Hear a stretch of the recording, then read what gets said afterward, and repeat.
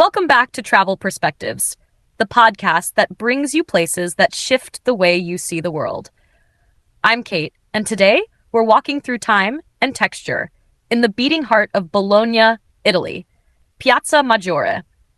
Now, when you think of an Italian piazza, you might picture a charming square with cafes and fountains. But Piazza Maggiore is more than that. It's a living, breathing archive.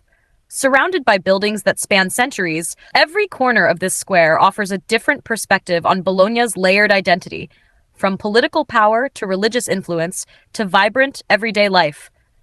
The Basilica of San Petronio dominates one side, and what's fascinating is it's unfinished.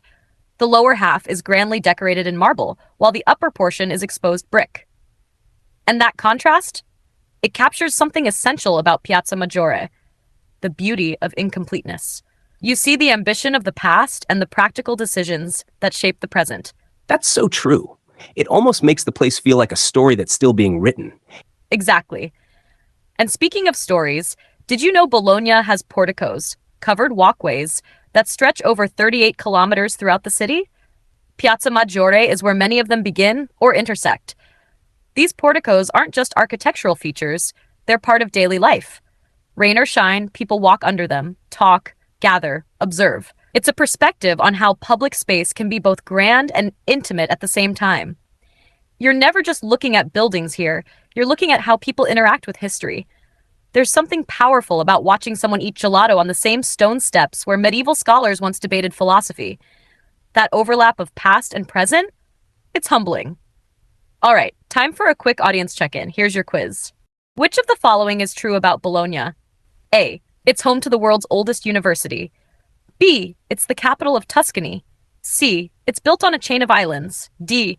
It's where the Colosseum is located. Think about it. We'll reveal the answer in just a bit. Back in Piazza Maggiore, every facade tells a story, from Palazzo da Curzio to Palazzo dei Notai. What I found striking was how the square becomes a stage in the evening. Locals and travelers gather, and the buildings, lit softly by the golden hour, take on a quiet majesty. You're not just seeing architecture, you're feeling time. It really makes you slow down and observe. And honestly, it changes the way you look at modern city squares too. Right? That's the perspective we're talking about here. Bologna doesn't shout its history. It invites you to listen to it, feel it under your feet, notice it in the shadows.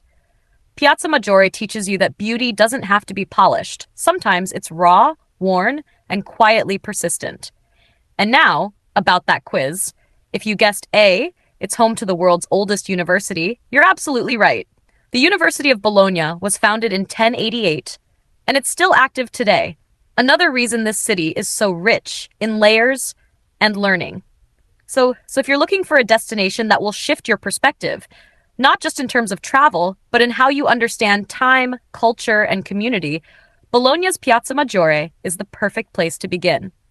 Until next time, I'm Kate, and this is Travel Perspectives, where every journey starts with seeing things in